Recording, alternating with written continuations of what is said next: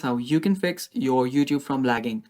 Now YouTube is currently lagging because of its upgrade and its update on its anti-ad block policies and system. So you are facing lag because of the anti-ad block system. So before I teach you guys how to fix that, if you are new to our channel, hit down below and hit the subscribe button so you don't miss out on any of our upcoming future videos.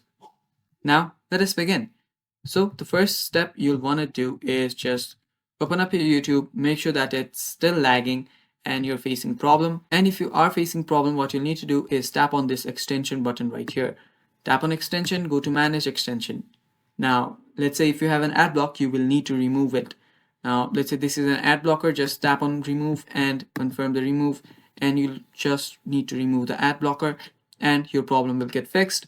And yeah, that is basically it, guys. That is how you fix your YouTube from lagging. Thank you for watching. Stay tuned for more. Don't forget to hit the like button and bye bye. Take care.